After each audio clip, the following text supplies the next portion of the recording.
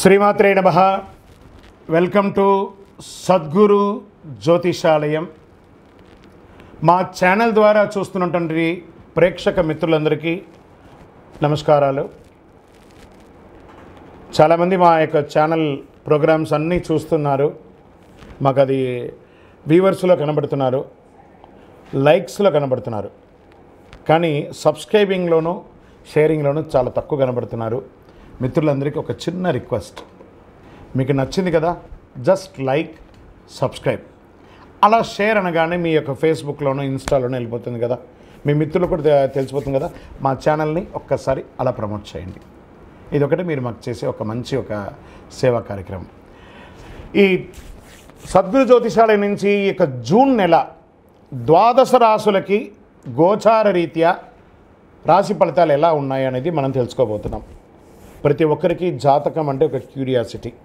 నాకు ఈ నెల ఎలా ఉంటుంది, ఆరోగ్యంగా బాగుంటానా, ఆర్థికంగా బాగుంటానా, నాకు వివాహం అవుతుందా, సంతానం అవుతుందా, ఉద్యోగం ఉంటుందా, ఉద్యోగం పోతుందా, ఇప్పుడు క్రైసిస్ ఉంది కదా, వ్యాపారం ఎలా ఉంది, రాజకీయంగా నేను బాగుపడనా, ఇలా ఎన్నో ప్రశ్నలతో సతమతమడే ఈ 12 రాశుల వాళ్ళకందరికీ కూడాను ఈ నెల మీ యొక్క రాశి గుణాలు ఎలా ఉన్నాయి, తర్వాత గ్రహాలన్నీ కూడా ఎలా ఉన్నాయి అని కూడా చెప్పబోతున్నాం. మళ్ళీ ఈ యొక్క జాతకం చూడగానే మీ జీవితం మారిపోతుంది అనుకుంటున్నారా? కాదట. మీరు పుట్టినప్పటి నుంచి ఆఖరి గడియల వరకు ఆ విధాత మీ తల మీద రాసేసి ఉంటాడు, మీకు ఇవి జరగాలి, ఇవి జరుగుతుందని. ఖచ్చితంగా అవే జరుగుతుంది. మరి మీరు ఎందుకు చెప్తున్నారండి అని అంటే, ఒక వెళ్తున్నటువంటి ఒక దారిలో స్పీడ్ బ్రేకర్స్ మధ్యలోనే పుట్టుకొస్తుంది కదా రోడ్లో, అలాగే ఈ స్పీడ్ బ్రేకర్స్ అనమాట ఈ యొక్క జాతకం. అలా మీరు క్షేమంగా వెళ్ళాలి, ఇక్కడెక్కడ స్పీడ్ బ్రేకర్స్ ఉన్నాయి, జాగ్రత్తగా ఉండండి అని తెలిపే ఒక ప్రక్రియ మాత్రమే ఈ యొక్క జాతకం. తర్వాత చాలామంది ఈ యొక్క జాతకం తెలుసుకోవాలనుకుంటారు. మాలాంటి వాళ్ళ దగ్గరనో లేదా చాలామంది సద్గురువుల దగ్గర అంతా కూడా అడుగుతూ ఉంటారు, గురుగారు నాకు చాలా అప్పులు ఉన్నాయి, నాకు ఈ జాతకం చెప్పండి. అంటే అప్పులు ఉన్నాయని అంటే అప్పులు తీర్చండి, ఉద్యోగమో వ్యాపారమో చేసి జాతకం చెప్తే అప్పులు తీరవు. క్లియర్ ఒకటి. తర్వాత మీరు తెలుసుకోవాలనుకుంటున్నారు, మీ పరిసర ప్రాంతాల్లో ఉన్నటువంటి గురువులనో లేకపోతే మా దగ్గర అడగాలనుకున్నాను అనుకోండి, ఇల్లీగల్ అఫర్స్ గురించి ఏది అడగండి. మనం తప్పులు చేసి వాళ్ళని అడగడం ఏంటి, అది కాదు, అలా కూడా అడగకూడదు. తర్వాత చిన్నపిల్లలు ఖచ్చితంగా 21 సంవత్సరాల లోపు వాళ్ళు ఈ జాతకాలంతా కూడా చూడకండి. మీరు చదువుకునే విద్యార్థులు చదువుకోండి, మీ చదువు మీద మాత్రమే నమ్మకం పెట్టుకోండి. మరియు ఇంకొక రిక్వెస్ట్, 60 నుండి 65 సంవత్సరాల పై చిలుకు వాళ్ళు దయచేసి జాతకం చూడక్కర్లేదు. ఎందుకంటే 60 సంవత్సరాల్లో మీరు 60 వసంతాలు చూసుంటారు, తెలుగు అన్ని రాసుల్ని మీరు చూసుంటారు. కాబట్టి మీరు దైవానికి సమానం, కాబట్టి మీరు జాతకం తెలుసుకోకర్లేదు. మీ ఆరోగ్యం పట్ల మాత్రం జాగ్రత్త చేసుకుంటాం. రైట్. ఇప్పుడు ప్రతి ఒక్కరికి కూడా వ్యాపారం, మరి ఎవరెవరు చూసుకోవాలంటే వ్యాపారం ఎలా ఉంది, ఉద్యోగం ఎలా ఉంది, సంతానం ఎప్పుడు జరుగుతుంది, వివాహం ఎప్పుడు జరుగుతుంది, ఉన్నత చదువు ఎలా చేయాలి అనేది చూసుకోవడానికి అవకాశం ఉంటుంది. మరి ఆ గోచార రీత్యా 12 రాసులకి ఇప్పుడు మనం తెలుసుకోబోతున్నాం. జ్యోతిష్ శాస్త్రరీత్యా ద్వాదశ రాసుల్లో ముందుగా మొట్టమొదటి రాశి మేషరాశి. అశ్విని నక్షత్రం 1, 2, 3, 4 పాదములు, భరణీ నక్షత్రం 1, 2, 3, 4 పాదములు, కృతికా నక్షత్రం మొదటి పాదానికి సంబంధించిన మీరు మేషరాశి వారిగా పరిగణించబడుతున్నారు. ఈ జూన్ నెల మీకు శుభాశుభ ఫలితాలు ఎలా ఉన్నాయి అంటే, గ్రహస్థితి ముందు చూద్దాం.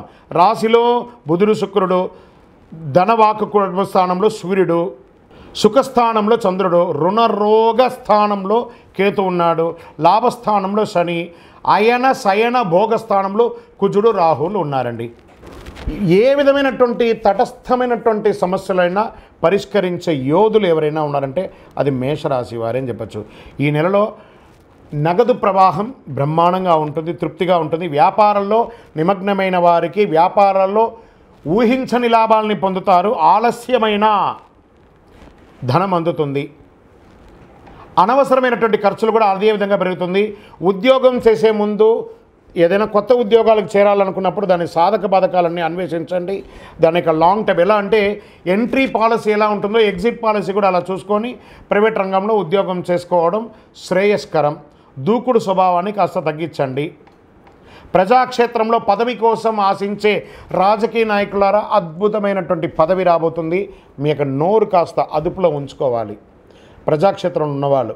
మనకు పదవి వచ్చేసింది కదా అని చెప్పి ఈగో రాకూడదు. ఆ గోలో తీసేసేయండి. అద్భుతమైనటువంటి ఫలితాలను పొందండి.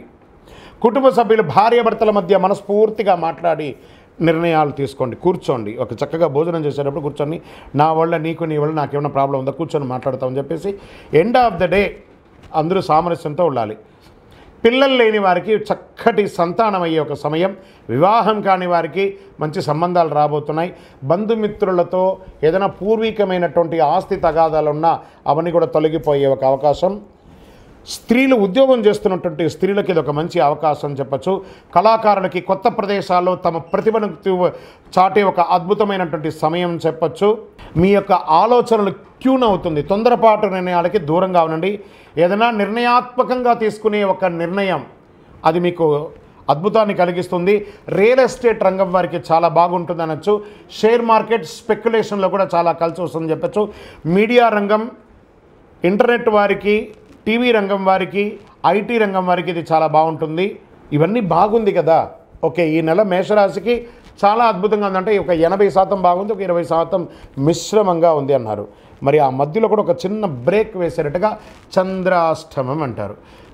జూన్ 17/6/2024 12:35 తెల్లవారుజాము నుండి 19/6/2024 11:05 ఉదయం వరకు చంద్రాష్టమం ఉంది. ఈ 2.5 రోజులు ఎవరితోనూ పేచీలు పెట్టుకోకండి, షూరిటీ సంతకాలు పెట్టకండి, వాహనం నడిపేటప్పుడు జాగ్రత్త.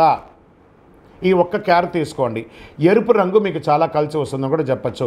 లక్కీ నెంబర్ 4 అని కూడా ఈ నెలంతా కూడా చెప్పుకోవచ్చు. పరిహారం కనకదార స్తోత్రం ఉంటుంది చూసారా, ఆ కనకదార స్తోత్రాన్ని ఎక్కువ వింటూ ఉండండి, పారాయణం చేయండి, పూజించండి. సుబ్రహ్మణ్య స్వామి దేవాలయంలో ఒకసారి పాలాభిషేకం చేయండి. మీ వయస్సు ఎంత ఉందో అన్ని దీపాలను వెలిగించండి. ఇంకను గోచార ప్రకారంగా మీరు తెలుసుకోవాలి. మీ యొక్క సంపూర్ణ జాతకం తెలుసుకోవాలనుకుంటున్నారా? మీ పరిసర ప్రాంతాల్లో ఉన్న సద్గురువులను సంప్రదించండి. లేదా మా ద్వారా తెలుసుకోవాలి అనుకుంటే కింద ఉన్న వాట్సాప్ నెంబర్కి మీ పేరు, date of birth, time of birth, place of birth WhatsApp చేయండి. కాల్ చేయకండి. మేము చూసిన తర్వాత మీకు రిప్లై ఇచ్చినాక మీరు కాల్ చేయండి. మళ్ళీ చెప్తున్నాను, అనవసరపు ప్రశ్నలతో విసిగించకండి. విజయోస్తు.